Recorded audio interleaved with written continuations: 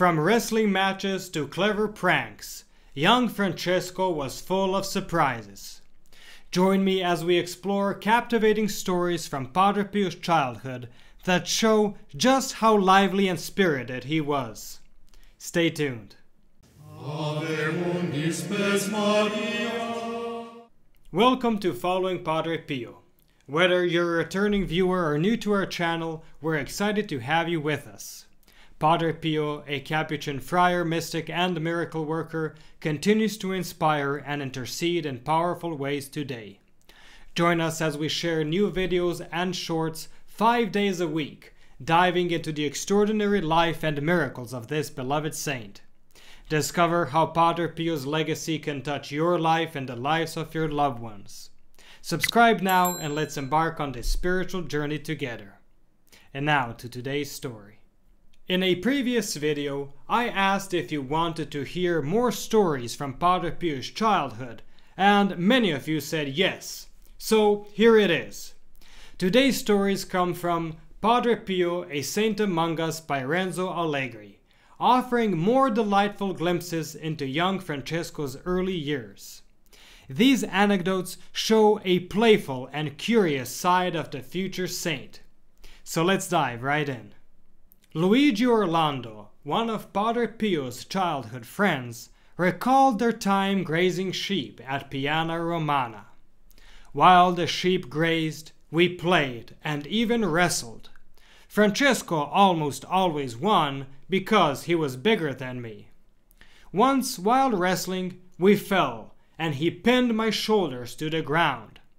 I tried with all my strength to turn him over, but to no avail. I then uttered a strong expression. Francesco's reaction was immediate. He broke free, got up, and ran away in one motion. He never used bad words, and did not want to hear them. That's why he avoided the company of those who were uncouth, insincere, and not good and kind boys. With us, he was just like any other boy. But he was well-mannered and rather reserved. He was always a silent wolf, a person of few words, who never let others know his business. So, as many of us knew from before, Padre Pio was a bit of a lone wolf, so to speak.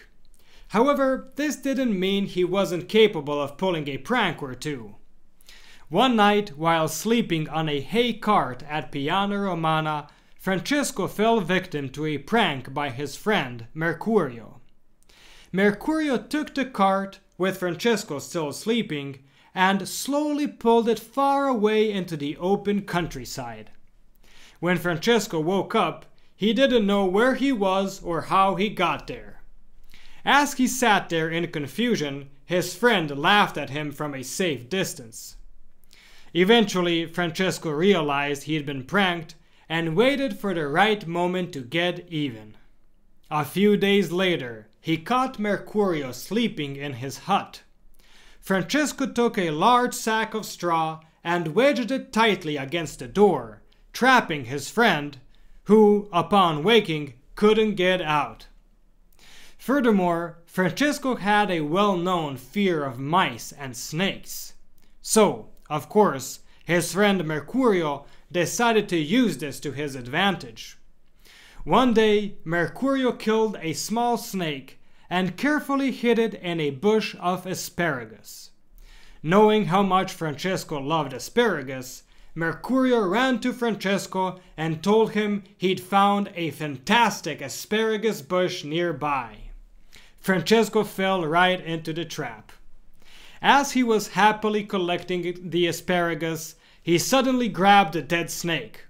He screamed and ran away, promising his friend he would make him pay dearly. Mercurio, no doubt, was quite proud of his prank. Now, one of the more reckless moments came when Francesco was about 10 years old. He was out in the fields with his brother Michel, who was cutting beans. Fascinated by the long, curved knife his brother was using, Francesco begged to try it. Michel, fearing an accident, initially refused, but eventually gave in. Not long after, there was a scream. Francesco had cut his finger and was bleeding heavily. Michel panicked, fearing their parents' reprimands.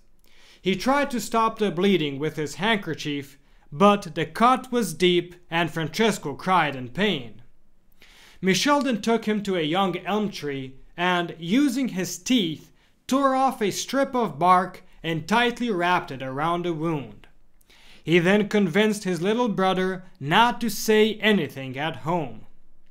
When recounting this story, Padre Pio would show the scar that had not disappeared from his hand. One episode that highlights his curiosity involves his experience with smoking. Padre Pio recounted this story many times, always with a half smile on his lips. "I must have been 10 years old," he said in a lofty tone, "when one day at Piana Romana my uncle Pellegrino called me and said, 'Franci, you have light feet. Here's the money. Go to town and buy me a Tuscan cigar. Right away, eh?' Francesco went to buy the cigar, but on the way back he stopped at a stream. Sitting on a stone, he said to himself, 'Let's see what this smoke tastes like.' He struck a match, lit the cigar, and as soon as he took the first puff, his stomach turned and he fell over. He felt like the earth was turning upside down. After a while, he recovered and, walking slowly, returned to the farm. With great innocence, he told everything to Uncle Pellegrino, who burst out laughing. But Francesco remained serious because his head was still spinning. Now, it wasn't just smoking that led to his head spinning. Francesco once saw a friar nimbly jump onto his horse.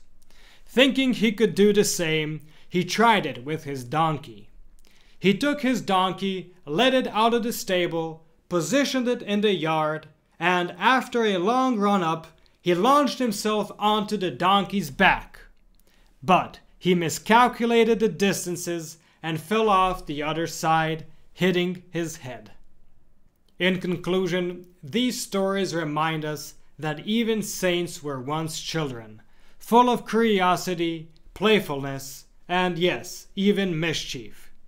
While Francesco grew to be a man of great sanctity, he never forgot the simple joys of childhood. Whether it was wrestling with his friends, playing pranks, or learning life's lessons the hard way, these moments shaped the man who would one day become Padre Pio, a saint beloved by many. It's a beautiful reminder that even saints like to have some fun. Thank you so much for watching. Your support means the world to us. If you enjoyed this video, please like it and share it with your friends. This simple action helps our channel grow and reach more people who love Padre Pio as much as you do. We have more inspiring Padre Pio stories and reflections waiting for you. Check out the specially recommended videos on the end screen, or click the links in the description below for a full selection of great content, including our Padre Pio Thoughts for the Day playlist. And don't forget, you can also enroll your Mass intentions for next Friday's Padre Pio Holy Mass. The link is in the description below. Thank you for being a part of our community, and stay tuned for the next video on the life of Padre Pio.